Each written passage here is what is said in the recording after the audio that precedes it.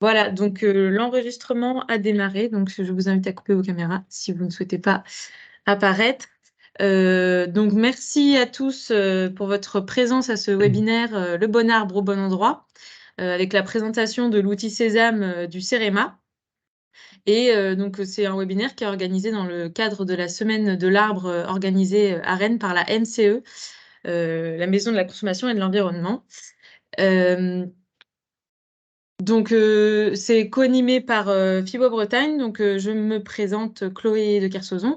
Donc, je travaille chez FIBO Bretagne, qui est l'association interprofessionnelle de la filière forêt-bois. Donc, donc c'est la filière forêt-bois bretonne. Vous avez un FIBOis dans chaque région, puisqu'il n'y a pas que des Bretons qui se sont inscrits à ce webinaire. Donc on a une identité qui est plutôt forestière et pourtant nous mettons de plus en plus l'arbre au cœur de nos missions, de nos réflexions. On organise notamment les rencontres bretonnes de l'arbre, on est partenaire, on est signataire de la charte de l'arbre en ville de Rennes Métropole et puis on accompagne la région Bretagne dans la rédaction de son plan arbre. Donc pourquoi l'arbre? Parce que c'est lui qui est porteur de valeur et de sens pour la filière forêt-bois. Et il réunit aussi à la fois l'arbre en ville, le bocage et la forêt. Et c'est vrai que dans ces trois domaines, on a plus de points communs qu'on ne le pense, ne serait-ce que sur les services que peut rendre l'arbre. Le CEREMA en dira quelques mots. Sur tout tous les problèmes auxquels on peut faire face face au changement climatique. Ça peut être aussi des problèmes de sécurité, des problèmes, enfin, des choses liées à la trame verte. Donc voilà, on a beaucoup de choses à s'apporter mutuellement. Et donc, on a souhaité demander au CEREMA de nous présenter plus en détail l'outil qu'ils ont déployé depuis quelques années, donc l'outil Sésame. Et donc, je vais laisser la parole à Éric Pinault qui animera ça avec Éric Lemitoire, donc du CEREMA. Éric, je vous laisse la parole. Bonjour, alors moi c'est Christophe, mais c'est pas grave. Pardon, Donc, excusez-moi, Christophe. Christophe Pinault du CEREMA de la direction territoriale Ouest à Nantes. Donc nous allons faire une intervention à trois voix, donc avec Éric Lemitoire et Tanguy Labet qui font partie de l'équipe ingénierie écologique à la direction territoriale à Nantes. Ils se présenteront après tout à l'heure. Dans un premier temps, je vais essayer de vous présenter le CEREMA rapidement en 2 minutes. Tout le monde ne le connaît pas forcément. Donc, nous sommes un établissement public administratif sous tutelle du ministère de la Transition écologique et de la cohésion des territoires. Nous sommes créés sous cette forme depuis 2014, donc ça fait 10 ans qu'on est créé sous cette forme, mais on existait depuis les années 70 sous différentes formes qui étaient les CT, le CETRA, le CERTU et le CETMEF. Et donc, nous avons été agencés en 2014 pour devenir le centre d'études et d'expertise sur le risque, l'environnement, les mobilités et l'aménagement. Aujourd'hui, c'est 2500 personnes réparties sur l'ensemble de la France, hein, donc ingénieurs, chercheurs et techniciens, qui travaillent sur les transitions autour de l'aménagement. Donc ça peut être les infrastructures de transport, ça peut être les mobilités, c'est la performance énergétique des bâtiments, c'est mer et littoral, environnement et risques. Et sur la thématique biodiversité et milieu naturel, nous sommes environ on va dire 80 personnes qui travaillent autour de cette thématique. Donc c'est une petite thématique qui se veut avant tout transversale. Et nous, on s'intéresse à la prise en compte de la biodiversité et des milieux aquatiques dans le process d'aménagement depuis l'idée de l'aménagement. Donc, on conseille auprès des collectivités, des maîtres d'ouvrage pour essayer d'objectiver pardon, les aménagements et on passe par les études réglementaires, les phases de chantier, les phases d'exploitation et on va jusqu'à la déconstruction depuis peu. Voilà. Et donc, le petit graphique qui vous montre un petit peu la répartition de l'activité du CEREMA. Aujourd'hui, donc, le volet environnement et risque, qui est aujourd'hui de 20%, mais prend de plus en plus d'ampleur autour des aménagements. Et donc, moi, à Nantes, donc je suis à la tête d'une équipe de 6 personnes qui accompagnent sur trois volets. Donc, le volet nature en ville, dont fait partie le projet Sésame, le volet infrastructure et biodiversité, et le volet évaluation environnementale à travers la séquence éviter, réduire, compenser. Voilà. Donc, je vais laisser mes deux collègues se présenter et puis on va vous faire une présentation qui va se dérouler à peu près sur 3/4 d'heure, 1 heure, pour vous présenter l'outil Sésame. Oui, donc bonjour à tous. Moi, je m'appelle donc Éric Lemitoir. Donc, moi, je suis chef de projet Nature en Ville dans l'équipe de Christophe. Et sur Sésame, je suis plus spécifiquement en charge de la déclinaison de l'outil en fait sur le territoire d'Angers.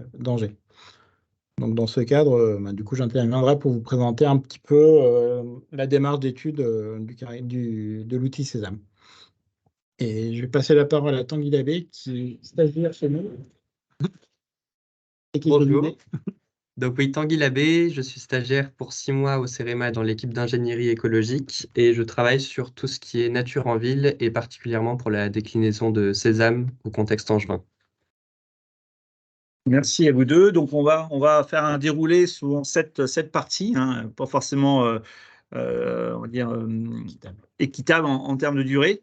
Donc, on va essayer de vous rappeler l'origine de la démarche, vous présenter la démarche d'étude, vous présenter les rendus possibles, les travaux en cours, un petit point sur la marque Sésame, et puis les premiers éléments de la déclination au contexte angevin.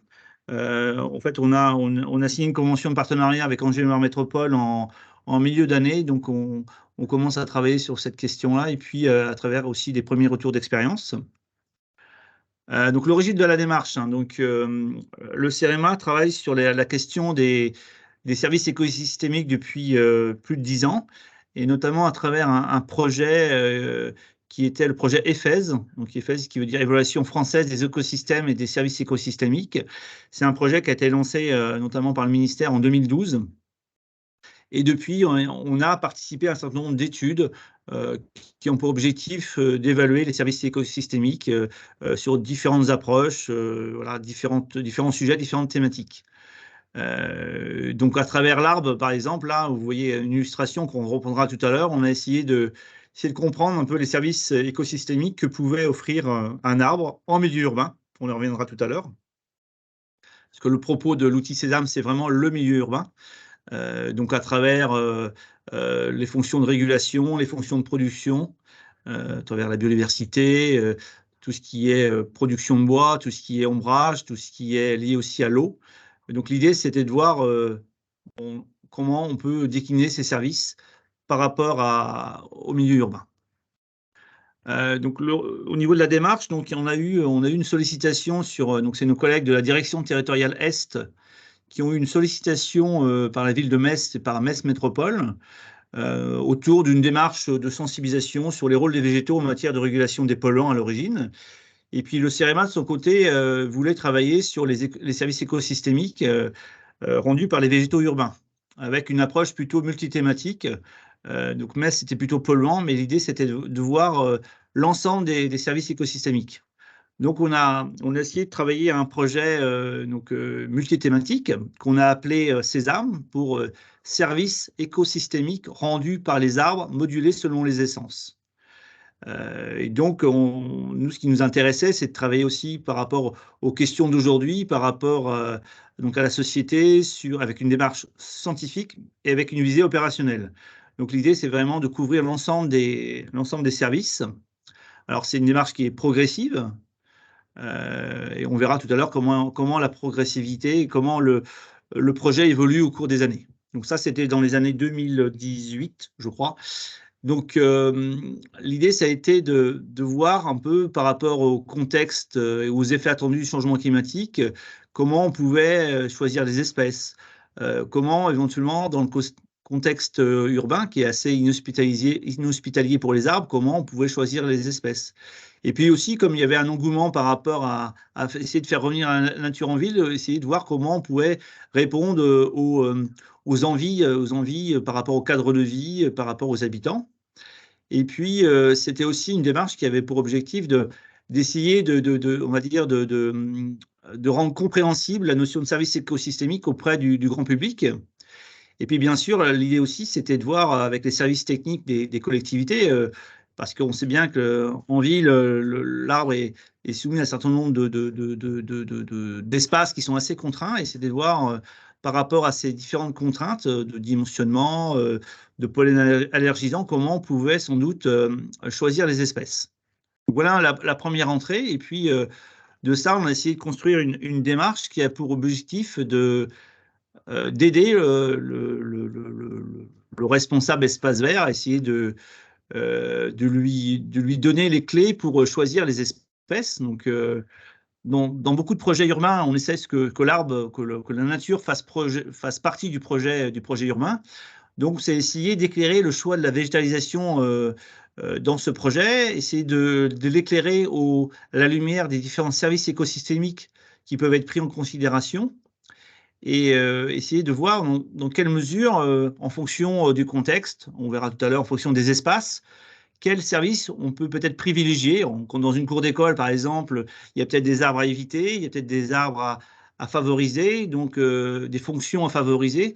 Et l'idée, c'était vraiment de voir, essayer de donner les clés aux responsables d'espaces verts pour choisir ces espèces. Et puis, l'idée aussi, c'est de s'ouvrir aussi donc au changement climatique, peut-être des espèces nouvelles, tout en essayant de respecter les espèces locales. Donc, c'est d'offrir une diversité d'espèces. Donc l'idée, c'est pas de figer une espèce. Donc on a un panel d'espèces qui est assez large, et c'est de proposer une diversité d'espèces. Donc on va vous décliner la démarche d'étude qui a permis la construction et qui permet la construction de nouveau de ces arbres, parce on verra tout à l'heure, on a fait un Sésame 1 pour Metz et Metz Métropole, et depuis 2 ans, on décline ces arbres dans d'autres collectivités, l'objectif étant d'ouvrir le panel des espaces et ouvrir le panel aussi des espèces. Voilà, donc je laisse la parole à mon collègue Éric Lemitoire. Merci Christophe. Donc, je vous présente un petit peu là, cette slide vous présente un peu la démarche globale d'études qui a été définie dans le cadre du Sésame 1, en fait. Du coup, c'était vraiment le point de départ et un peu ce qui a mené toute cette démarche et a été mise au point. En fait, dans cette démarche, en fait, on se choisit un certain nombre de services écosystémiques que l'on souhaite étudier. Donc là, dans le cadre de Sésame 1, c'était la qualité de l'air, la régulation du climat local, le support de biodiversité et les paysages et cadres de vie.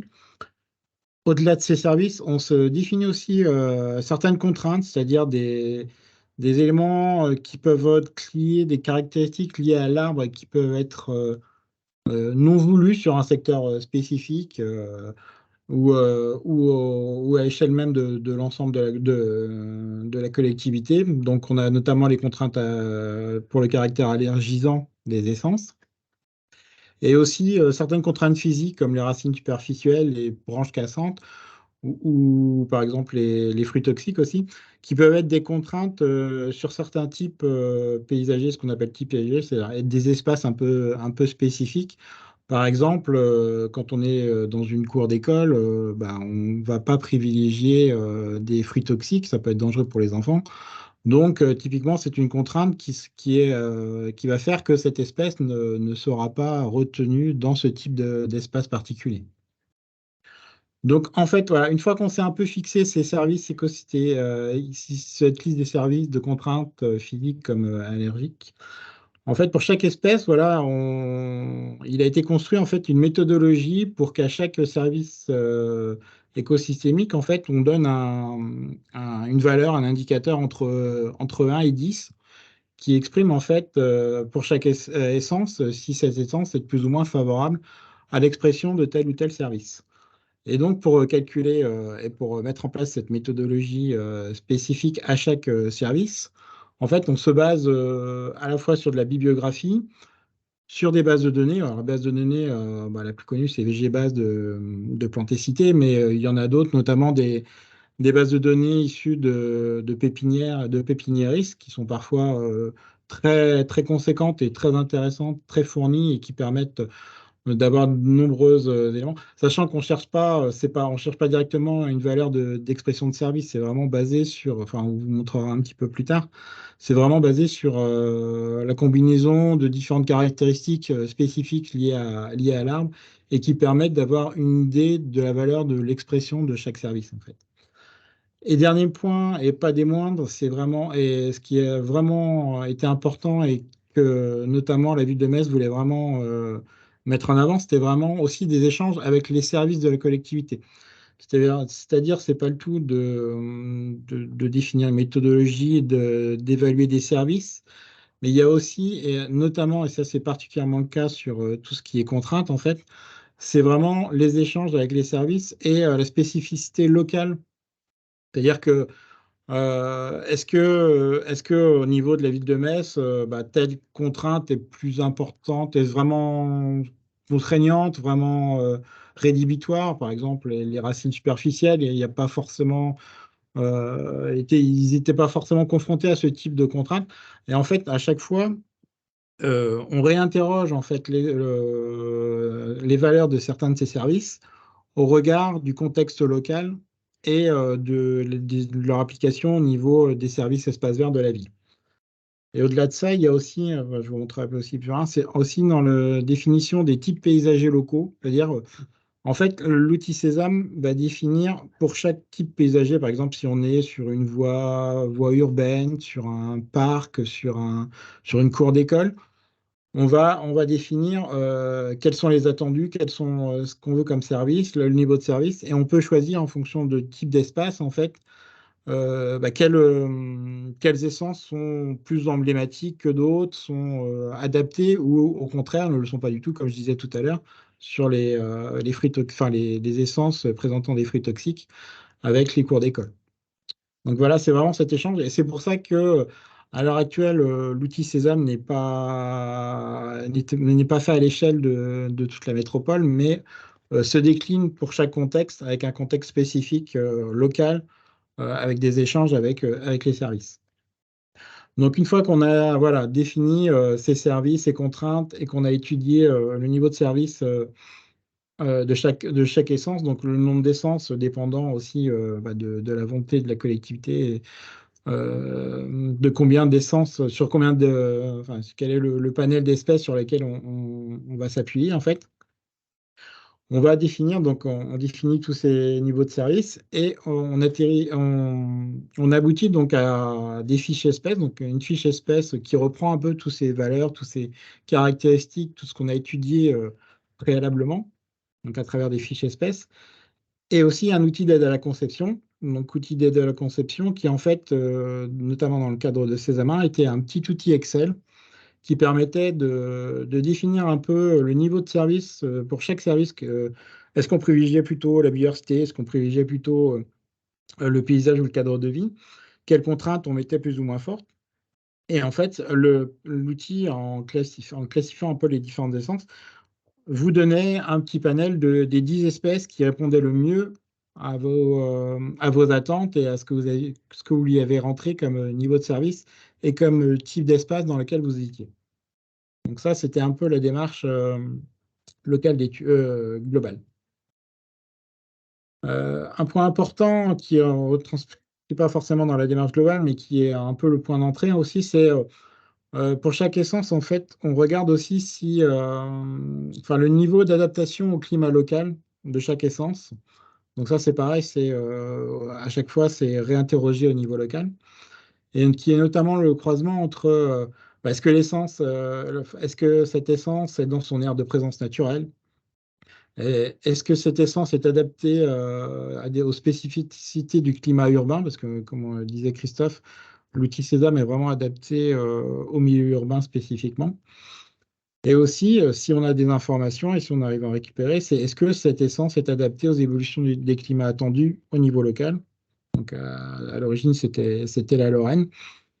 Et donc, voilà, un petit peu ce premier indicateur en fait est construit sur la base de ces trois grands critères et donc principalement sur de la bio qui est disponible ou pas et qui permet donc chacun de ces critères de les noter entre 0 et 3 ou 4.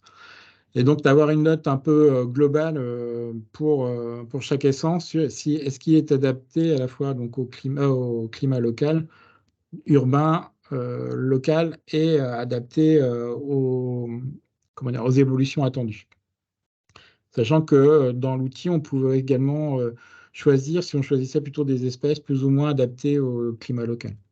Aussi en fait, les retours qu'on a eu de de la première version de Sésame, en fait, c'est que cet indicateur, ce niveau de, enfin, ces critères et ces indicateurs n'étaient pas suffisants pour vraiment définir si l'essence et l'espèce étaient particulièrement adaptées aux conditions locales et notamment aux conditions pédoclimatiques locales.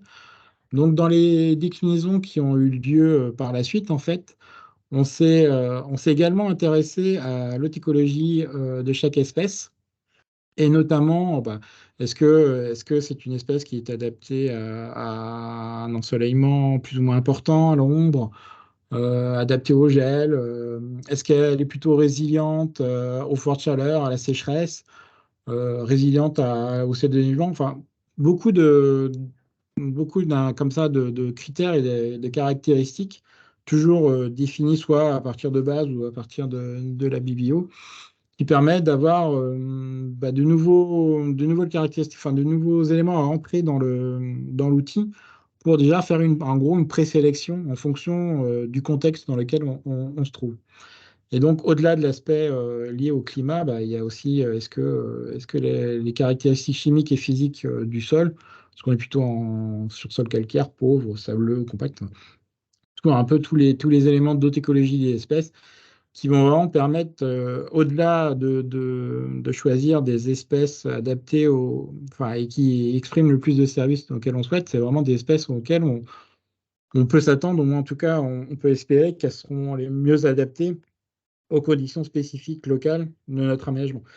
Parce que ce qu'on n'a pas dit, le but, c'est vraiment, globalement, on est toujours dans un aménagement, dans le cadre d'un aménagement, et on se choisit, et voilà, on se pose la question, quelle espèce on va choisir, et voilà, et dans quel contexte on se trouve. Donc voilà pour les couches. Donc là, je vous ai un peu remis un petit peu, bon, c'est un peu sous une autre forme que ce que avait présenté tout à l'heure Christophe sur les services écosystémiques des arbres. Et là, je vous ai mis un peu, à l'heure actuelle, quels services ont été étudiés et pour lesquels une méthodologie a été définie, soit au niveau de ces AMS, soit dans d'autres déclinaisons. Donc à l'acteur actuel, donc on a étudié le service de maintien de la biodiversité, le service de production de nourriture pour l'alimentation, la réduction du ruissellement à travers l'interception de la pluie ou de l'absorption de l'eau par les racines, la stabilisation des pentes et la réduction de l'érosion de surface, donc plutôt les aspects régulation des sols en fait, le stockage de carbone, un peu particulier, je vous en parlerai plus tard, le paysage et le cadre de vie, la régulation et la qualité de l'air. Donc là, c'est à la fois dans l'absorption des polluants gazeux et sur le dépôt au niveau surface, donc plutôt l'absorption. Et enfin, le rafraîchissement du climat urbain, donc à travers l'évapotranspiration et l'ombrage qu'un arbre va apporter. Donc voilà, à l'heure actuelle, on a ces 8 grands services qui sont étudiés, qui peuvent être étudiés donc à l'échelle de la France, dans les déclinaisons. Donc là, je vais vous présenter un petit peu pour chaque grand service un peu comment globalement sont calculés chaque indicateur, sachant que bah, nous, comme disait Christophe, c'est nos confrères de MES, enfin de la DTRS qui ont défini la méthodologie. Donc on n'est pas encore toujours tout bien au clair sur tous ces services et toutes ces façons de les calculer.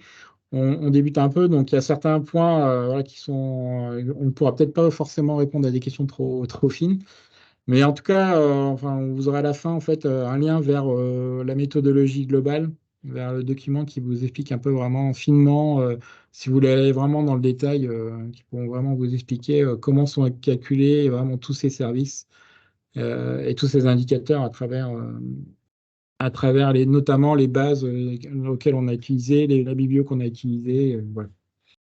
Donc pour le critère de biodiversité, alors c'est vraiment un indice un peu global composite qui essaye de prendre un peu différentes caractéristiques en lien avec la biodiversité. Donc bon, le principal, c'est bien sûr, est-ce qu'on est sur une espèce autochtone, alloctone ou pire, à caractère invasif. Donc caractère invasif, dans ces cas-là, on a tendance à mettre une note très négative et -5, sachant que pour l'instant, on les a gardés, mais on les a pas forcément inclus dans les déclinaisons. C'est-à-dire que les espèces qui sont vraiment reconnues comme étant exotiques envahissantes, généralement ne sont pas intégrées comment dire, à l'outil, mais sont d'office rejetées.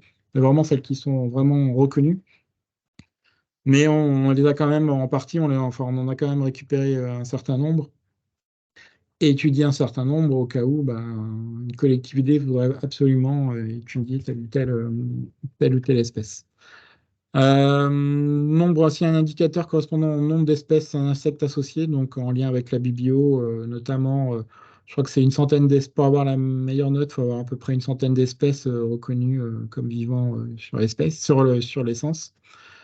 Un caractère attractif pour les pollinisateurs. En fait, cet indicateur n'est pas un indicateur qui est fixe, il est aussi adapté à chaque contexte, et notamment à travers est-ce qu'en local, il y a des listes d'espèces qui sont recommandées ouais, par exemple, sur Angers, est-ce que sur Angers, on a des listes spécifiques qui sont recommandées pour à planter, qui sont intéressantes pour la biodiversité? Et donc, dans ces cas-là, on peut les prendre en compte. Aussi, est-ce que l'essence permet de produire de l'alimentation pour la vie faune, notamment des fruits, des baies, ou autres points qui permettent de son alimentation? La capacité à générer des habitats pour la faune, notamment, enfin, est-ce qu'on peut avoir des cavités, est-ce que quand l'arbre commence, parce que oui, c'est vrai qu'on n'a pas forcément mentionné, mais en général, les services sont évalués et calculés sur une potentialité à l'âge adulte. C'est pas forcément à l'âge, enfin, au moment de la plantation, c'est vraiment la capacité, une fois que l'essence aura atteint sa taille adulte, enfin, en tout cas, sa taille adulte pour le contexte urbain, qu'est-ce qu'elle peut générer comme service. Bon, et enfin, trois derniers critères sur l'intérêt pour les papillons. Pour accueillir des lichens, bon, c'était un peu spécifique, il y avait de la connaissance disponible, notamment en Lorraine, sur les lichens.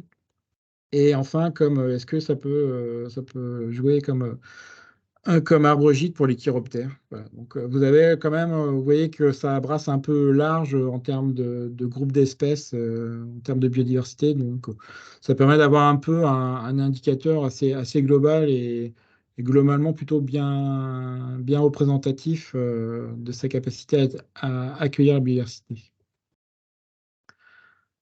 Concernant les services de régulation, et notamment la régulation de la qualité de l'air, donc, comme je vous disais tout à l'heure, en fait, c'est lié principalement à deux phénomènes, enfin deux capacités qu'a l'arbre, donc à la fois à absorber les polluants gazeux, mais aussi à absorber, enfin en tout cas à piéger les particules fines. Donc ça, c'est vraiment un indicateur qui a été construit sur la base d'indicateurs morphologiques, comme le type de, type de feuille, dimension de la feuille. Est-ce qu'on est plutôt sur du feuillu, du conifère? Est-ce qu'on est sur des grandes essences qui ont des houppiers très importants? Et aussi sur des capacités biophysiques, notamment, est-ce que les stomates enfin, s'ouvrira souvent rapidement, sont capables d'absorber des polluants, des choses comme ça. Et du coup, voilà, c'est un indicateur qui est un peu composite, un peu complexe, basé sur, pareil, toute une multitude d'indicateurs morphologiques et biophysiques.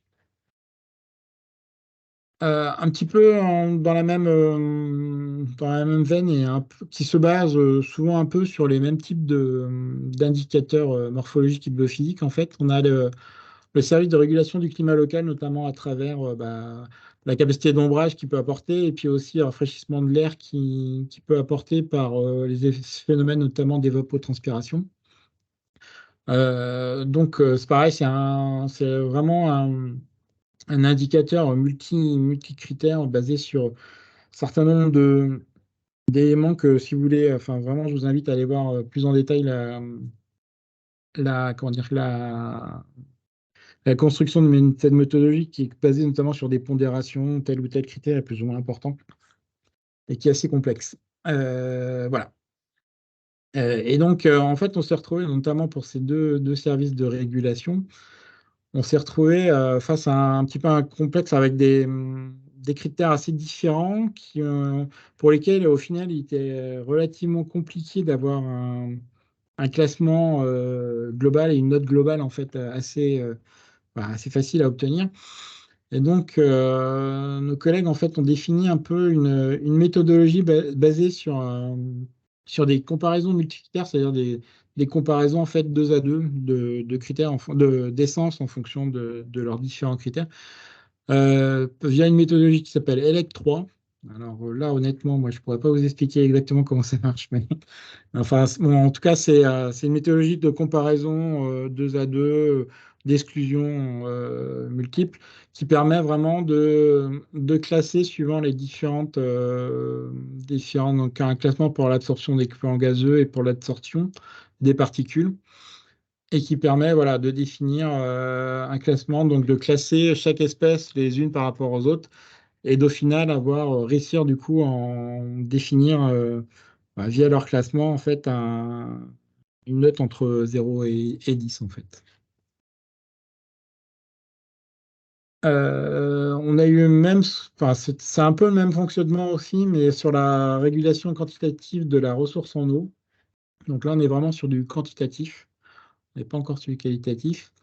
Un élément, donc ça, c'est un service qui se base donc à la fois sur l'architecture ararienne, donc la formule au pied, densité de feuillage par exemple, l'architecture des racines, donc sa densité de profondeur, et des critères physiologiques liés à la consommation de l'eau de chaque espèce. Et en fait, ça prend en compte un peu les différents processus qu'un arbre peut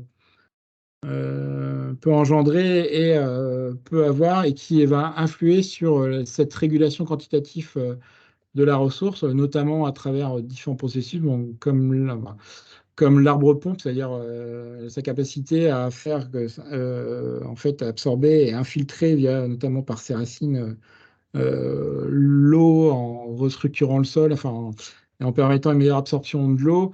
Et par la suite, par son évapotranspiration, c'est de réguler donc la quantité d'eau. Sa capacité aussi à intercepter la pluie et de la garder au niveau de son feuillage pour éventuellement par la suite une évaporation directe. Ou par la capacité aussi de capter la pluie et de la faire suinter, enfin la faire couler le long du tronc et d'aller directement au niveau du sol et des racines. Ou dernière chose, c'est ce qu'on appelle l'arbre dromadaire. Là, je vous ai décrit un peu les 4 processus.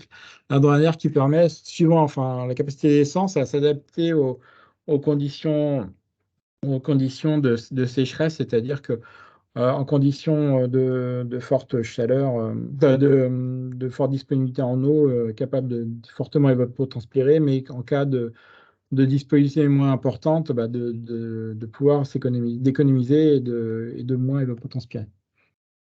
Donc tout ça, c'est pareil, c'est basé sur un certain nombre de caractéristiques et de critères plus ou moins pondérés en fonction du processus recherché, et qui permet au final, toujours par la méthode ELEC, d'avoir un peu une note pondérée entre 0 entre 1 et 10. Donc la plus facile et plus classique sur le service de fourniture de nourriture, c'est vraiment basé voilà, sur ce que l'essence produit, est-ce qu'une espèce fruitière qui est reconnue et qui permet une consommation directe. Donc là, en général, bon, typiquement la pomme, la poire, on est plutôt sur des notes de 10, ou alors est-ce qu'on est plutôt sur des fruits toxiques potentiellement pour l'homme, ou là on est vraiment minimum, c'est même moins de 1, c'est 0, et c'est complètement avec des stades intermédiaires en fonction qu'on a des éléments de production de fruits, de graines, de choses comestibles pour l'homme. Donc là, c'est assez classique. On a la note directement en fonction du type d'essence. Autre service, donc la rétention des sols, donc le service global de rétention des sols. à travers à la fois la réduction de l'érosion et la stabilisation des pentes, en fait, et qui se base vraiment sur la capacité enfin, sur les caractéristiques du système racinaire. Donc, soit on a des systèmes racinaires denses, avec des racines fines, et son étalement notamment en surface, qui permet notamment d'avoir la réduction du sol. Donc là, vous avez comment est calculé cet indice d'érosion en faisant deux fois le système. En fait, c'est un système booléen, c'est-à-dire que si on considère que le système racinaire est dense, on met 1. Si on considère, enfin, il y a une limite, et si on considère qu'il n'est pas dense, on met 0. Et donc là, on a directement la note par cet indice. Voilà.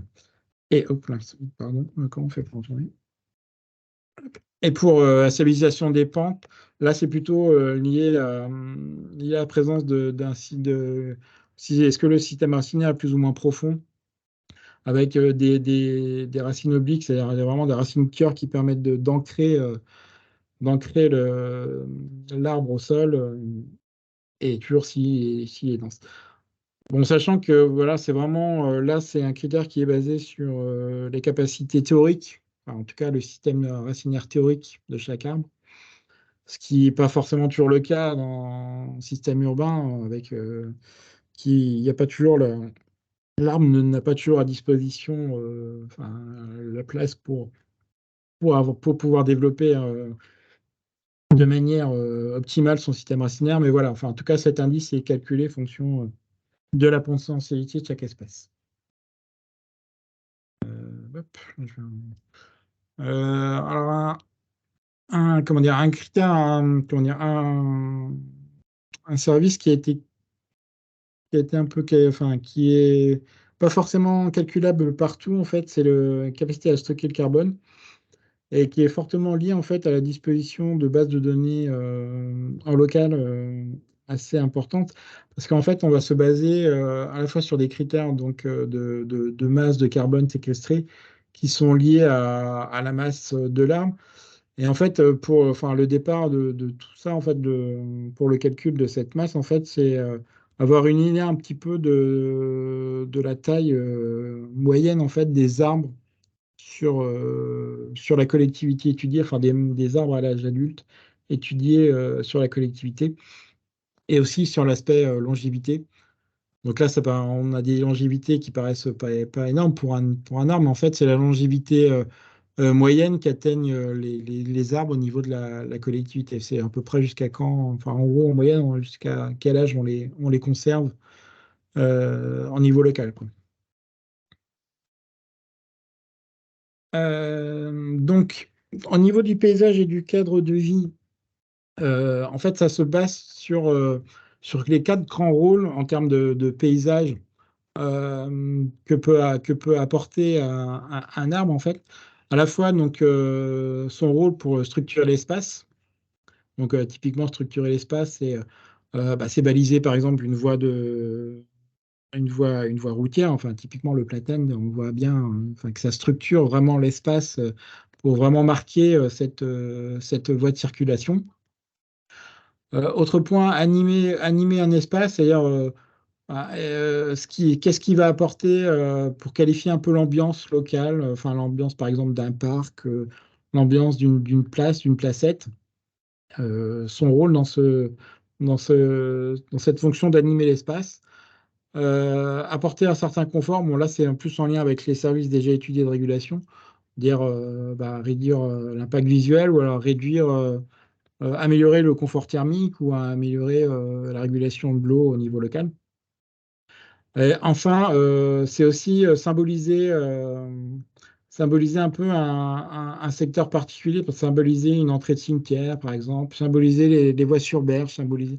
Voilà, cette valeur symbolique. Bon, c'est du paysage, hein, je ne suis pas forcément très à l'aise là-dessus. Voilà. En fait, c'est quatre grands rôles qui sont définis pour chaque arme. Et en fait, ce rôle et cette fonction, en fait, aussi à interroger en fonction dans quel espace on se trouve. C'est-à-dire, si on est dans le cœur urbain, eh ben, on va pouvoir un petit peu choisir peut-être une palette végétale un peu plus vaste, vu qu'on est un petit peu éloigné des milieux naturels, alors que quand on se trouve, par exemple, un espace à caractère naturel, on parlait tout à l'heure de trame verte, on va peut-être être plutôt en termes de paysage et cadre rue, il va peut-être être plus préférable, en tout cas plus intéressant, de favoriser des espèces indigènes locales, présentes localement, notamment dans les espaces naturels autour de l'espace urbain. Et donc, dans ce choix, ça pourrait être aussi un élément de choix et de sélection de ces essences. Donc, enfin, toujours est-il que, en fonction de ces différents, en fait, on définit pour chaque déclinaison et chaque collectivité, en fait, un certain nombre de ce qu'on appelle des types paysagers. Donc, c'est ce qu'on peut vous parler tout à l'heure. Donc, là, sur Metz, je crois qu'il y en avait 12. Par exemple, des voies urbaines, des berges de cours d'eau, des placettes, en fait, qu'on va interroger, qu'on va réfléchir, pour lesquelles, pour chacune, on va un petit peu interroger chaque rôle, c'est-à-dire l'animation, la structuration d'emblée, et quelles espèces vont pouvoir apporter ce type de rôle dans ce type d'espace. Et en fait, ça va permettre pour chacun des espaces, en fait, de choisir à la fois les espèces qui sont emblématiques, en général, on leur donne une valeur maximale. Je parlais tout à l'heure des voies et des platanes, bah, c'est un peu l'espèce emblématique du bord de voie, même si c'est pas forcément ce qu'il faut favoriser dans l'avenir. Et à côté de ça, des espèces qui sont un peu, enfin, qui peuvent s'adapter, mais qui sont pas forcément, qui sont un peu intermédiaires, ou alors des espèces sur lesquelles on veut absolument pas, enfin, qui sont pas adaptées à ce type de paysage et ce type d'espace, et pour lesquels donc ils ne seront pas choisis dans l'outil. Et ça, c'est vraiment basé à la fois sur des analyses bibliographiques, un peu aussi des analyses de terrain et d'une recherche d'ambiance au niveau local. Mais surtout, c'est vraiment basé sur vraiment des échanges avec les services de la collectivité et aussi, enfin, ça peut être aussi avec les habitants pour définir vraiment ces espèces emblématiques pour chaque type paysager. Donc les derniers points, donc là on a parlé services et maintenant on va parler donc contraintes, donc qui sont vraiment aussi pour beaucoup, notamment pour les contraintes physiques, qui sont aussi les confrontations avec le retour terrain des services. Donc je vous avais parlé des contraintes liées au pollen, donc qui sont basées principalement sur les réseaux de surveillance aérobiologique, donc qui pour chaque essence donne son degré d'allergène potentiel, et donc pour lesquels on donne un chiffre. Donc les contraintes sont généralement classées entre soit nulles, soit faibles, soit réelles, soit fortes. On a quatre classes de contraintes. Et donc là, je vous ai mis aussi tous les éléments liés aux contraintes physiques. Donc avec, par exemple, les arbres adultes de grande hauteur qui peuvent en gêner, enfin intégrer des problèmes. Des arbres grande envergure, pareil, qui peuvent avoir des branches qui cassent, des choses comme ça. Les dépôts de miel à potentiel, les fruits toxiques, les racines superficielles qui peuvent détruire les bitumes, mais principalement quand on est sur le long de voiries ou de parking, ça peut être des éléments typiquement gênants. Les branches cassantes et fructification. Fructification, c'est surtout si on a des fruits qui peuvent, par exemple, les marrons, ça peut, si on est sur un type d'espace de parking, en fait, voilà, ça peut inclure des dégâts sur les voitures. Il y a un point qui a été fortement discuté, étudié, mais pour lequel il n'a pas été possible de vraiment définir une méthodologie acceptée, enfin en tout cas reconnue et qui permet d'être un peu globalisante, c'est sur la fragilité de chaque essence aux maladies au niveau local. Maintenant, en général, dans les différentes déclinaisons, en fait, quand on fait les fiches espèces, on donne un peu les différentes sensibilités que l'arbre peut avoir pour les maladies actuelles, mais aussi éventuellement sur des maladies émergentes qui commencent à se voir apparaître.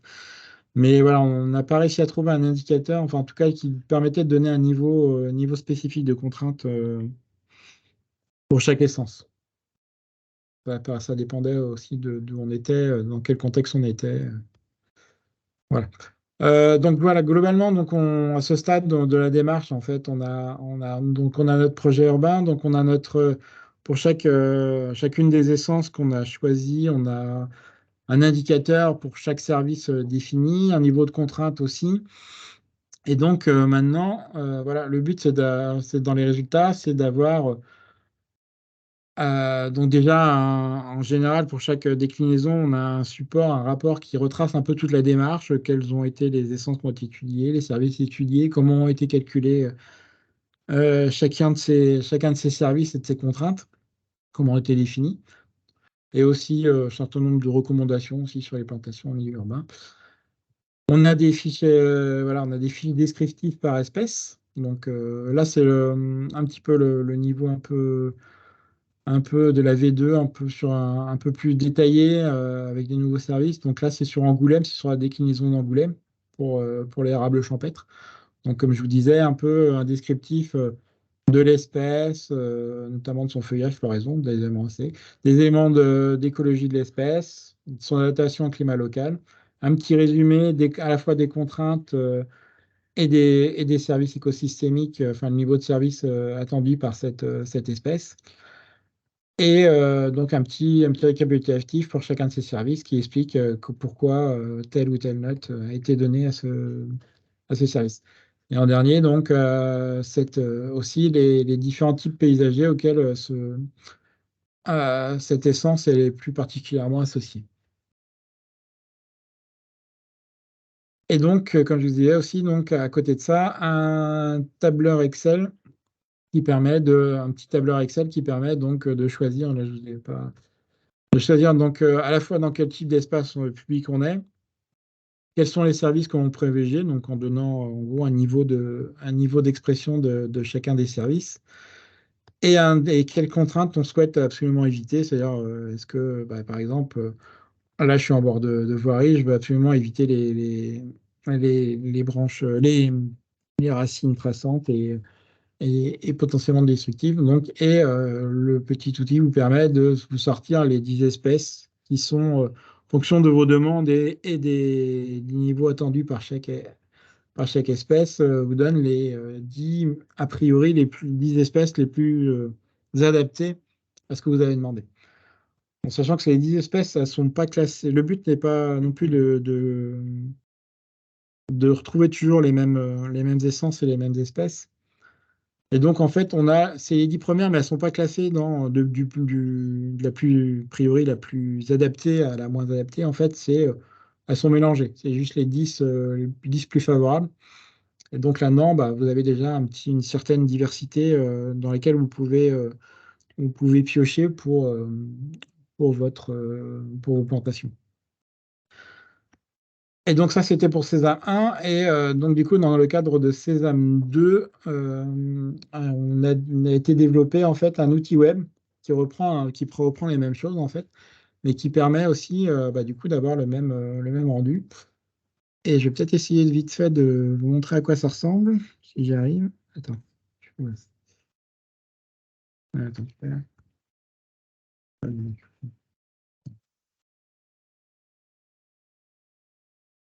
donc, qui pour l'instant voilà, est adapté. Vous voyez bien là? Ouais, je pense. Donc, qui pour l'instant n'a été décliné que pour le contexte messin, mais qui a vocation à terme d'être pour les autres régions et les autres déclinaisons et pour lesquelles donc, on pourrait choisir. Donc, bien choisir. Donc là, vous choisissez. Donc là, on choisit dans quel type paysager on est, notre aménagement en place, par exemple un cimetière. Vous choisissez le type de sol dans lequel vous êtes. Vous pouvez mettre je ne sais pas dans quel type de sol, par exemple. Les différents éléments d'autécologie, de résilience, par exemple, je peux mettre tolère les sols pauvres, tolère la sécheresse. Le type de luminosité, en général, dans les cimetières, on est assez fort. J'espère que ça va marcher. Et là, par exemple, bah, je peux choisir de privilégier principalement la biodiversité et de mettre en termes de contraintes, et bah, par exemple, éviter le caractère épineux. Vous avez le choix. Et origine géographique, bah là, vous pouvez choisir si vous êtes dans des espaces plutôt locales ou plutôt plutôt ou absolument local. Et normalement, et ils ont quand même fait un petit module sur la santé quand même. Là. Et normalement, voilà, ça vous donne les 10 espèces d'arbres les plus adaptées à ce que vous avez demandé, dans le contexte que vous avez demandé. Dans l'outil web, donc ça va permettre de sortir les arbres, les arbustes normalement, et les plantes, et aussi 2 choix de grandes plantes grimpantes qui peuvent être aussi intéressantes. Voilà. Donc ça, c'est pour ces amis. Donc voilà, donc à terme, chaque déclinaison sera intégrée à cet outil web et voilà, on pourra jouer un petit peu sur notre contexte local à pouvoir choisir nos essences. Je laisse la parole à Christophe. Oui, donc sur les travaux en cours, c'est juste pour vous donner une image de différentes déclinaisons qui sont en cours en France. Hein. Il y a en métropole, mais il y a des réflexions justement pour aller au-delà de la métropole, hein, dans les îles, parce que nous, on a une antenne Antilles. Et donc, il y a des réflexions aussi pour aller jusque-là. Mais la carte, elle vous illustre un petit peu. Donc, c'est parti de Metz. Il y a un Sésame Lorraine qui est en cours. Alors, l'idée, c'est toujours d'être dans des contextes aménagés, des contextes urbains. C'est pas forcément dans des contextes, on va dire, naturels. Même si dans certains, dans les premières déclinaisons, il n'y avait pas les forêts urbaines. Maintenant, il y a les forêts urbaines dans certaines déclinaisons. On est vraiment sur un contexte plutôt urbain. On n'est pas sur du contexte agricole en tant que tel. On est vraiment en bordure d'aménagement. Donc, on n'est pas là pour faire du sésame haie, par exemple, sur les haies. Parce que là, il y a d'autres choses qui existent. Et voilà, c'est pas le sujet de notre outil. Donc là, il y a eu un certain nombre de choses qui ont été faites en Île-de-France parce qu'il y avait une forte demande vu le contexte urbain. Donc c'est parti d'Île-de-France et c'est aussi dans le contexte sud marseillais avec une, on va dire, notamment le contexte Bouches-du-Rhône avec un enjeu changement climatique peut-être un peu plus prégnant qu'ailleurs. Donc il y a eu une réflexion donc il y a eu l'INRAE qui a été aussi associé dans ce cadre-là. Et puis il y a eu nos collègues du Sud-Ouest qui ont fait sur Libourne et Angoulême aussi des choses en 2023. Et puis, il y a pas mal de projets Donc là, vous voyez, hein, c'est comme les espèces. Hein, Sésame remonte vers l'ouest, remonte vers le nord. Donc, il y a des choses qui vont être faites en Hauts-de-France. Et puis, nous, on a eu un échange avec Angers Métropole qui a trouvé intéressant de mettre en place ce travail-là. Donc, on va vous le présenter tout à l'heure. Et l'idée, c'est vraiment... là, on a à peu près, l'idée c'est d'être jusqu'à 30, à peu près 30 agglos de référence et de couvrir le maximum de contextes biogéographiques différents. Vous voyez, par exemple, dans le Massif central, on n'a rien. Bon, voilà, pour l'instant, il y a des choses dont la région lyonnaise commence. Donc, on essaie vraiment de couvrir toutes les situations climatiques possibles. Pour l'instant, on est parti de 80 espèces, on est plutôt à 500 espèces aujourd'hui. L'idée, c'est d'aller sur 2000 espèces. Et puis, en parallèle de développement, on va dire, sur les agglos, il y a une réflexion avec, il y a un projet avec, conjoint avec l'ADEME et Planticité, qui s'appelle AVEC. C'est Adaptation des végétaux au changement climatique. Qui a pour objectif aussi de travailler sur vraiment l'aspect changement climatique sur les espèces pour essayer au-delà du contexte urbain, peut-être ouvrir la possibilité justement d'augmenter la connaissance et de faire partager la connaissance à l'ensemble des personnes. Hein. Nous, l'idée derrière, c'est vraiment de rendre, c'est un outil qui est ouvert à tous à terme, donc il est progressif, donc c'est vrai que on y va peut-être lentement pour certains, mais on y va quand même. Et donc, ça permet de couvrir le maximum d'essence. Alors, Eric l'a dit, hein, on est parti sur les arbres au départ. On est un petit peu sur les arbustes, mais un peu moins parce que et un petit peu aussi sur les plantes grimpantes. Mais c'est surtout les éléments d'arbres qui centralisent notre travail. Autre sujet, en fait, on a, suite au travail qui a été fait sur Metz et Metz Métropole, on a déposé une marque qui s'appelle Sésame, qui a été déposée en France, en Benelux et en Suisse. C'est notamment aussi pour essayer que cette marque, autrement que ce travail-là soit pas non plus valorisé, on va dire financièrement quelque part aussi. Donc il faut derrière que l'utilisation de ce logo corresponde à quelque chose qui est bien dans l'esprit de ce que nous, on a développé avec Metz et Metz Métropole.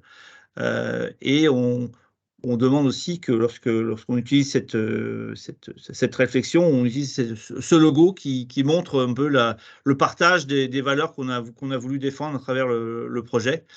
Voilà, bon. C'est quelque chose on va essayer d'exporter entre guillemets un peu partout. Et puis enfin, là, on va essayer de vous présenter la déclinaison du contexte en juin. Donc c'est à toi, Tanguy. Je laisse la main à Tanguy, qui est la cheville ouvrière du développement sur Angers. Donc, pour la déclinaison au contexte angevin, on va essentiellement se baser sur les déclinaisons qui ont déjà été faites à Metz et dans les autres villes de France. Donc, tout ce qui est support de biodiversité, régulation du climat local, de l'eau, de la qualité de l'air, la production de nourriture. Tout ça, on va prendre quasiment tel quel les indicateurs qui ont été établis par nos collègues des autres villes. Par contre, on aimerait implémenter un nouvel indicateur d'approvisionnement en bois, parce que finalement, à l'échelle d'une ville, l'entretien des haies, l'élagage des arbres, ça produit une quantité de bois assez importante et qu'on aimerait pouvoir valoriser. Donc, on aimerait faire un travail bibliographique pour savoir le pouvoir calorifique de tel ou tel bois, à quel usage il peut être destiné, sous forme de copeaux, de bois d'ouvrage ou de bois de chauffage, ou alors rien du tout. Donc voilà, mais c'est vraiment encore en cours de réflexion. Et donc, on a établi une liste de 200 espèces, ce qu'on peut regrouper selon 3 classes, soit des espèces qui étaient déjà présentes à Angers et qui ont été également étudiées dans Sésame, donc pour lesquelles on n'aura quasiment rien à faire, à part vérifier qu'elles sont bien adaptées au contexte pédoclimatique local. Après, il y a des essences qui sont présentes à Angers, mais qui ne sont pas traitées dans Sésame. Donc là, pour lesquelles il faudra faire un énorme travail bibliographique. Et enfin, des espèces qui ne sont pas présentes à Angers, mais qui ont déjà été étudiées dans Sésame et qu'on considère particulièrement intéressantes, notamment dans le contexte du réchauffement climatique. Donc, c'est surtout des espèces qui sont présentes un peu plus au sud d'Angers. Voilà, et on réfléchit également à ajouter différents types paysagers, en plus de ceux qui ont déjà été mis dans les versions précédentes, à savoir les haies bocagères, parce que donc à Angers, on est dans un contexte de bocage. Mais bon, à voir, c'est en complète réflexion. Et aussi, au niveau des lignes de tramway, comme il y a beaucoup de contraintes associées, on aimerait rajouter ça dans l'outil. Voilà. Après, c'est tout. Ouais, je vais reprendre la main là, pour terminer du coup. En faisant un premier retour d'expérience, en tout cas de l'utilisation, on va dire, de l'outil, parce que un retour d'expérience, c'est difficile de voir vraiment les résultats dès à présent. Des premiers, comme on vous disait, ça a commencé, les réflexions des Sésama a commencé en 2017, je crois. Oui. Les premières plantations qui sont en lien ont été utilisées, ont dû être faites vers 2019. Donc voilà, on est sur des arbres, c'est des arbres qui ont 4 ans, c'est pas, même s'ils sont plantés déjà un peu âgés, c'est pas quand même, ils en sont pas encore, en tout cas au stade d'évolution attendu sur lesquels leur pleine potentialité s'exprime. Donc je vais vous en présenter un petit peu différents espaces. On aurait bien voulu pouvoir avoir la ville de Metz pour vous présenter, mais ça n'a pas été possible, notamment du coup de contexte local. Et du coup, je vais vous présenter. Alors, tout d'abord, quand on vous a présenté un petit peu l'origine de la démarche, on vous disait que le MES attendait surtout, souhaitait avoir des éléments quant à l'aspect pollution des espaces aux pollutions gazeuses. Et c'était un petit peu pour ça qu'ils étaient venus. Alors du coup, il a été mis en place donc, sur un site, un petit peu un site test. Donc là, on voit pas très bien, mais en fait, c'est en bordure d'une voie fortement passante avec avec là des collectifs assez importants d'habitation. Et donc, dans cet espace test, en fait, il a été défini, donc un petit peu, les essences qui ont été plantées ont été définies suivant deux critères principaux, à la fois sur la qualité de l'air. Donc là, c'est plutôt toutes les essences qui ressortent un petit peu quand on met un petit peu en avant l'aspect qualité de l'air. Et là, c'est plutôt celles qui sortent plutôt quand on a l'aspect biodiversité. Et sur cet espace, la particularité, donc, c'est que sont suivis et seront suivis dans le temps différents aspects, notamment sur la concentration dans l'air d'éléments, par exemple le dioxyde d'azote, les particules fines. Donc, il y avait eu un premier travail avant la plantation pour avoir un peu l'état de référence et depuis tous les 2 ans, donc c'est Atmos S, je crois, MES, qui suit en fait donc la qualité de l'air sur ce secteur et notamment au niveau des façades des bâtiments. Des analyses foliaires donc pour voir si on a une concentration des métaux au niveau des plantations, des métaux et des DHAP au niveau des plantations qui ont été réalisées, et aussi un suivi de la faune et de la flore sur cet espace. Donc en fait, c'est en gros une double haie qui a été plantée tout le long, des habitations, entre les habitations et comment dire, et la voie circulante. Donc là, en fait, vous avez, quand ça a été planté en 2019, je crois, et puis là, on a été les visiter, bon, c'est sous un autre angle, mais on a été les visiter là cette année, et donc on voit déjà que ça commence à bien pousser, notamment les arbustes. Et donc avec un petit panneau explicatif pour dans quel contexte on est et pourquoi on a mis en place cette double haie sur ce site. Donc là, vous avez aussi un retour sur comment est utilisé pour le moment l'outil par l'Eurométropole de Metz, qui a testé dès 2019, notamment dans le cadre de certaines zones d'aménagement, et qui est présente parce qu'en fait, voilà, pour avoir rencontré le responsable arbre de la ville de Metz, enfin de Metz Métropole de Metz, en fait, ce qu'il nous a dit, c'est qu'en fait, quand il fait un projet, il réfléchit déjà, lui, de son côté, à un petit peu quelles espèces il pourrait planter sur son secteur. Et seulement après, en fait, il vérifie et regarde avec le listing Sésame quelles espèces sortent. En fait, et ça lui permet un petit peu de voir bah, est-ce que ce qu'il avait proposé était déjà cohérent. Souvent, c'est assez cohérent, mais ça lui permet aussi d'avoir de nouvelles espèces auxquelles il n'avait pas pensé et qui permet aussi un petit peu d'augmenter un peu la palette végétale sur ces différents aménagements. Et donc, lui, il le prend plutôt comme ça, en fait, l'utilisation de l'outil à l'heure actuelle. Et donc, ce qu'il nous a dit aussi, c'est vraiment l'important aussi, c'est de former les utilisateurs à l'outil.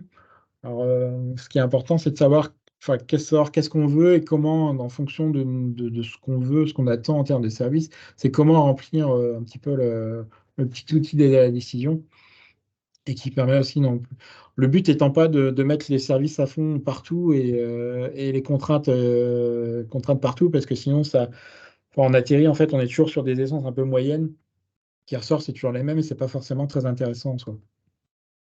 Donc, ça a été aussi utilisé pour la création de voies cyclables. Voilà, c'est un petit exemple, mais il y a eu des réunions de communes et aussi, en fait, la ville de Metz est en cours d'élaboration, d'écriture de ce. Non, c'est Eurométropole de sa charte de l'arbre, en fait, d'une petite charte de l'arbre à l'échelle de l'Eurométropole, dans laquelle, en fait, l'utilisation de l'outil Sésame et puis aussi un peu la prise en compte et la mise en avant de tout ce qui a pu être fait, et notamment enfin, tous les petits pictogrammes qui ont pu être élaborés dans le cadre de Sésame aussi, c'est en termes de sensibilisation des acteurs et de sensibilisation au rôle de l'arbre dans la ville, vraiment toute son importance en fait.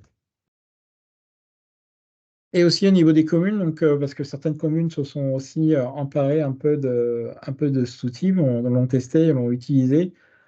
Et notamment donc, la ville d'Amanvilliers qui l'a utilisé dans le cadre d'un réaménagement d'une cour d'école, pour lequel donc, c'est vraiment l'aspect ressources enfin, préservation de la ressource en eau et lutte contre la chaleur qui ont été un peu les services qui ont été mis en avant et qui ont permis donc, de sortir un listing qui a été, du coup, dans ce cas-là, quand même bien suivi et voilà. Et voilà, je crois qu'on a fait à peu près 1 heure. Oui, c'est ça. Voilà, donc on est à disposition tous les trois pour répondre à vos questions, hein, bien sûr, hein, comme on l'a dit. Et c'est un outil qui est en développement, qui est toujours en développement, avec des développements qui vont, je pense, durer encore 2 ou 3 ans, pour notamment augmenter le panel des espèces, augmenter aussi les services étudiés. Et donc, nous, c'est un développement qu'on fait à l'échelle de l'ensemble du CEREMA. Donc, il y a différentes équipes qui sont positionnées sur l'ensemble du territoire, qui répondent. Et donc, ce qu'on fait aujourd'hui peut-être aussi va servir à demain. Et donc là, on vous a montré l'application qui est en cours de développement. Donc, elle va s'enrichir au fur et à mesure.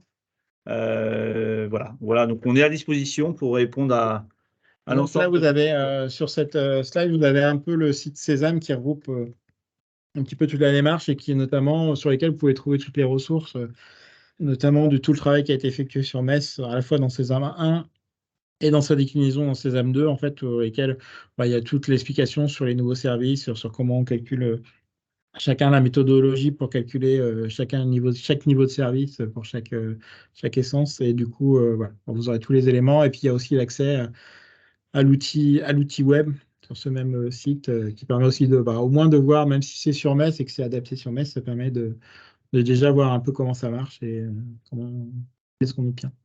Et puis, vous avez aussi toutes les autres publications CEREMA que vous pourrez consulter, qui sont disponibles sur le site CEREMA. Et puis, vous avez la plaquette, cette plaquette-là, qui est une plaquette de vulgarisation du Sésame. Et elle est disponible en PDF sur... Si vous avez la présentation, normalement, on doit pouvoir cliquer dessus. Et je crois qu'on a directement accès. On vous transmettra la présentation. J'ai réouvert les micros, donc normalement, vous pouvez utiliser vos micros pour poser vos questions. Il y a Mathilde Legrand de Binic et Table-sur-Mer qui a demandé quelles seraient les éventuelles différences avec Arboclimat.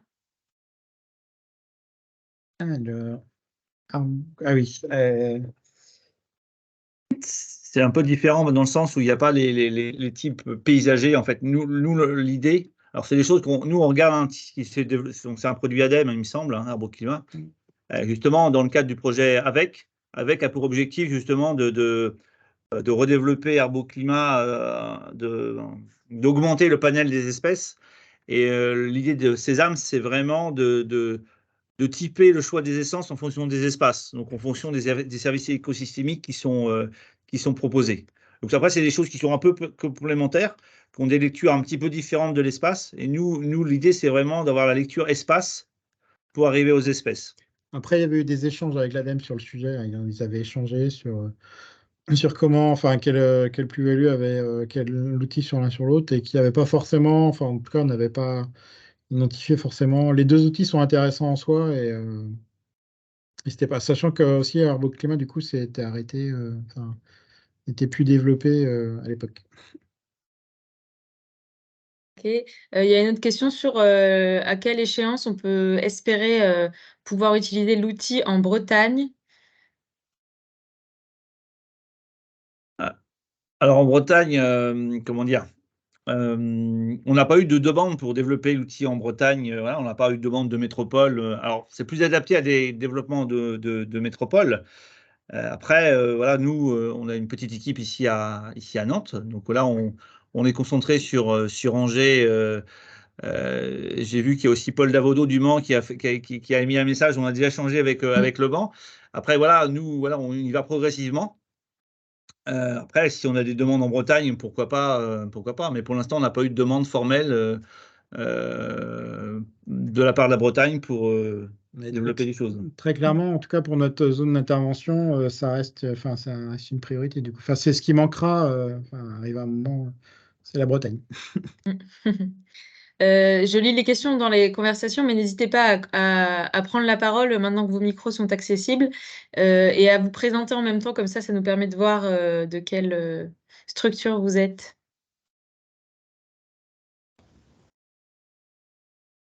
Oui, Jean-Christophe Niaud. Oui, bonjour à tous. Merci pour cette présentation. Moi, je suis une société d'arboriculture Big Arbre. Nous sommes en Île-de-France. On intervient sur la taille et les soins aux arbres Et depuis quelque temps, on propose systématiquement à l'issue de chaque abattage la replantation. Ça a pas mal de succès. Donc voilà, je voulais juste savoir, mais j'ai cru comprendre que c'était le cas, que le sésame au niveau de l'Île-de-France est fonctionnel et accessible pour tous. Donc, il y a une application qui a été faite pour Paris et pour le Seine-Saint-Denis. Seine-Saint-Denis. Donc après, je pense qu'il y a, et pour l'instant, il n'est pas encore transféré dans l'application web, on va dire. Mais l'idée, c'est de le faire, le transférer dans l'application web. Et après, je pense que ce qui se passe sur, alors, il me semble que c'est Paris qui avait, Quelques réticences. Paris avait quelques réticences par rapport à l'usage d'un tel outil à l'ouvrir. Mais les Hauts-de-Seine, non, c'était quoi? C'est pas les Hauts-de-Seine, mais Seine-Saint-Denis, je crois. Seine-Saint-Denis. A priori, il va être mis sur l'application web prochainement. Ok, nous, on est dans les Yvelines. Oui, mais après, oui, après, il faut. Ouais. Je pense que ça sera quand même pas très loin. Voilà, le contexte, voilà, c'est ce que je veux vous dire. Vous n'aurez pas un sésame Yvelines, ça c'est sûr. Ok. Voilà. Et donc, celui des Hauts-de-Seine ou du Val d'Oise, c'est ça, seront accessibles, sont déjà accessibles? Bah, normalement, ils sont faits. Après, je ne sais pas si on pourra interroger nos collègues. Vous pouvez éventuellement nous envoyer un message et puis on retransférera à nos collègues d'Île-de-France. Bah, je vais aller voir et puis si ça coince, je vous ferai un petit message. Ouais, ok. Merci.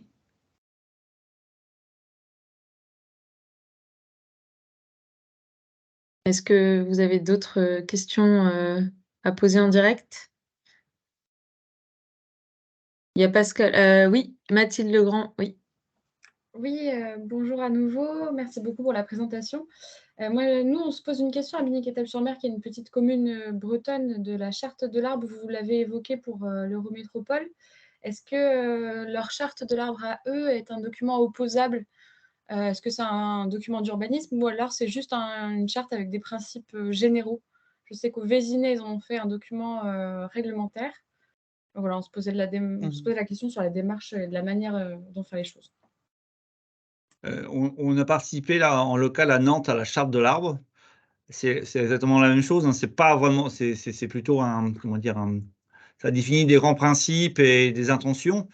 Après, ça peut se traduire dans des documents d'urbanisme, mais c'est autre chose. C'est autre chose. Après, à l'échelle de chaque collectivité, il peut y avoir d'autres documents qui précisent un peu les choses sur des règlements de lotissement, des choix des essences, des choses comme ça.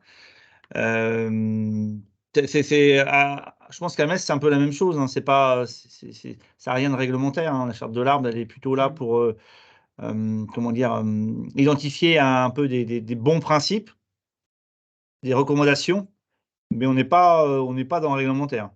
Au niveau des chartes, hein, il me semble. Ok, merci. Je vois même pas comment ça peut réglementairement être directement réglementaire, une charte. Eh ben, c'est la question qu'on se pose. Nous, on a fait une charte de l'arbre effectivement avec des grands principes et on a vu qu'au Vésinet, ils en avaient fait quelque chose d'un peu contraignant pour les particuliers. Ouais. Mais on n'arrive pas à les contacter pour l'instant. Donc, je me demandais s'il y avait d'autres exemples. Ça peut être intéressant, je regarderai aussi parce que. Mais je pense que c'est ce que disait Christophe, ça a dû être retranscrit. Parce que sinon, je ne vois pas réglementairement comment ça peut être directement contraignant. Enfin, à voir. Mais... Ça peut être dans le plus ou bien une OAP sur les plantations. Hein. Il y a des choses qui peuvent être faites dans les PLUI maintenant. Je vous envoie le lien de ce qui nous a questionné, comme ça, si jamais vous avez d'autres retours. Ouais, on peut regarder. Ouais.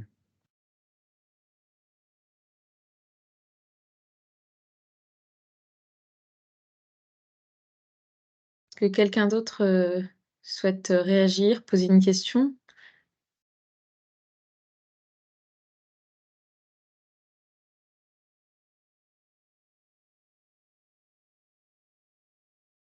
Ok.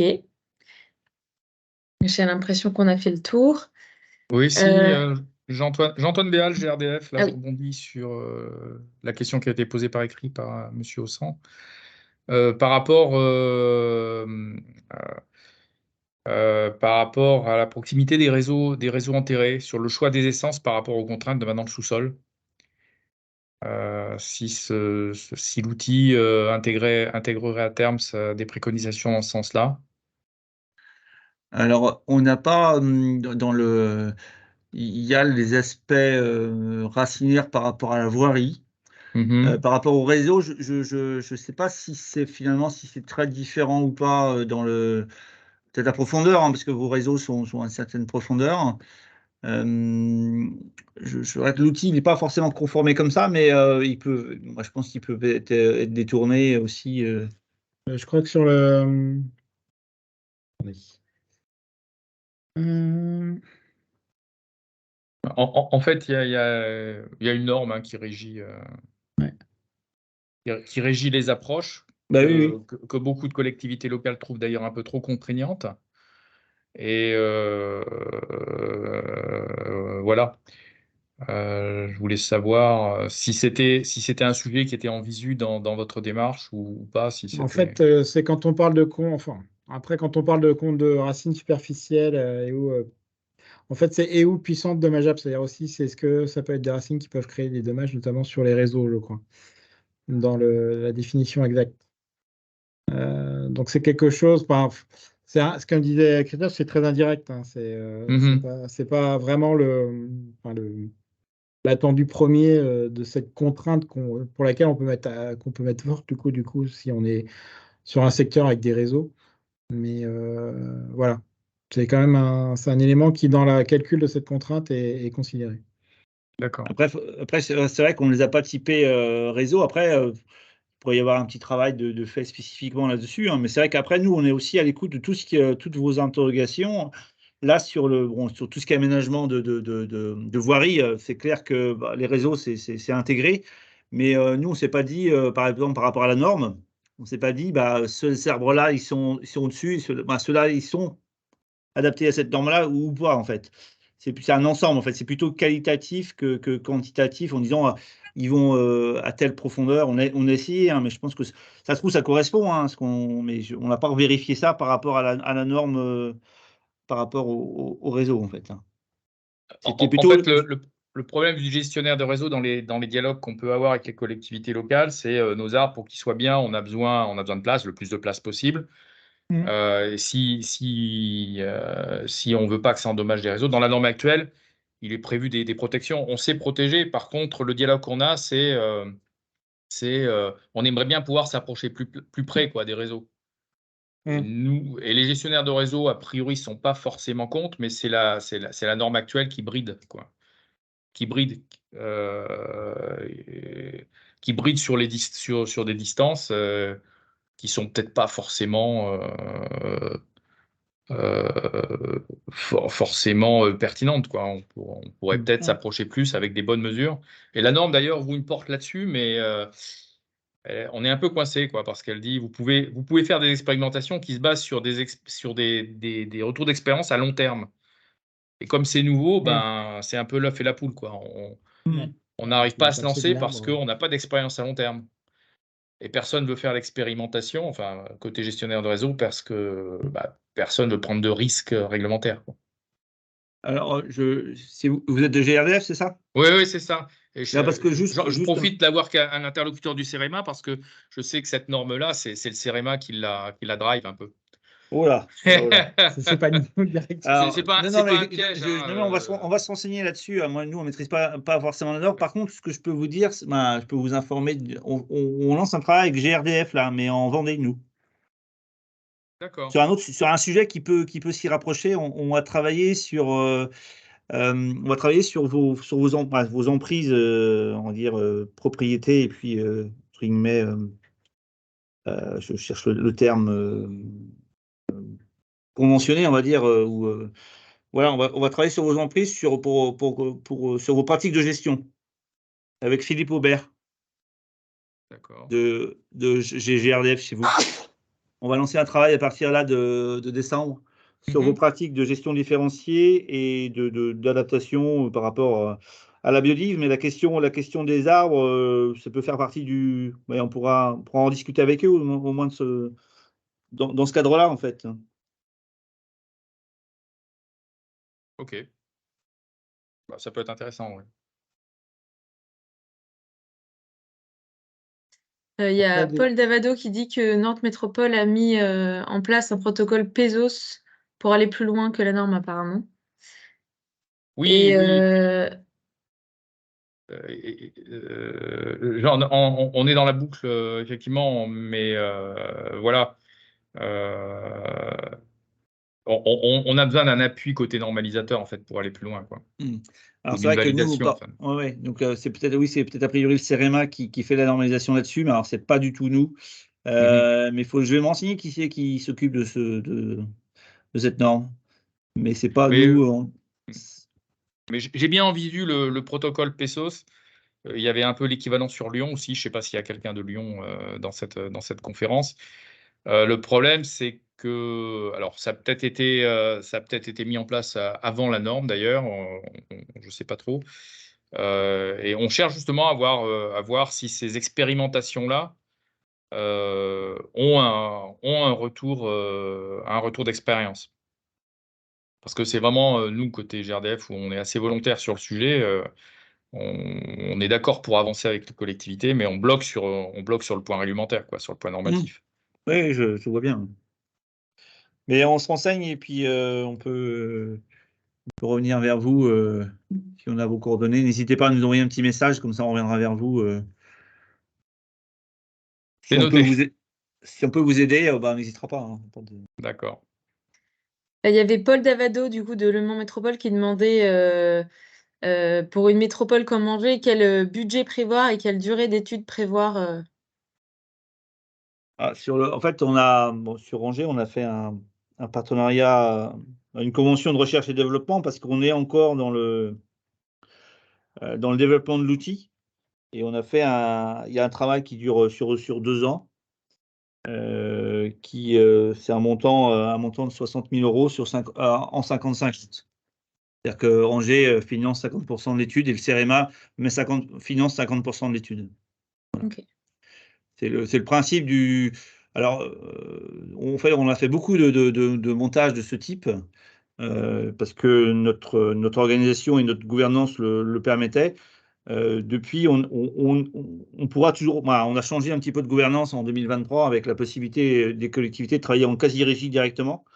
Et on aura toujours cette possibilité de contribuer de ne faire financer que 50% de l'étude, mais les cas seront examinés un peu plus à loupe. Il faut vraiment qu'on soit de la recherche-développement, parce il fut un temps où il y avait des choses qui étaient un petit peu intermédiaires, mais là, on est vraiment, on peut continuer à faire la recherche-développement, mais c'est examiner un peu là-haut pour que ce soit très clair vis-à-vis de la concurrence. Est-ce qu'il y a d'autres questions?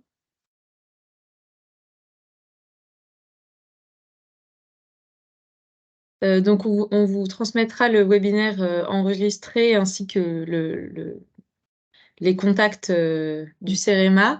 Merci à tous de votre participation. Et puis, on est un peu large, on avait pris un peu large pour avoir du temps pour les questions, mais voilà, on est bien. Ouais, n'hésitez Donc, pas, merci. on vous répondra de notre côté, nous au CEREMA. Voilà, même si on ne sait pas, on essaiera de vous mettre en relation avec d'autres personnes sachantes, que ce soit nos collègues ou d'autres personnes ou d'autres structures. Et puis voilà, on est aussi on est à l'écoute de questionnements. Lorsque vous aurez parcouru plus en détail éventuellement les notes méthodologiques, n'hésitez pas à revenir vers nous. Voilà, c'est quelque chose qui se co-construit avec. Il y a Plantécité qui participe, il y a aussi l'ADEME qui participe, mais voilà, on est aussi ouvert à d'autres contributions si vous avez des idées et des approches. C'est pas un outil figé, c'est un outil qui se veut potentiellement évolutif dans le temps. Voilà. Et merci à tous. Merci à tous. Au revoir. Au revoir. Au revoir. Merci.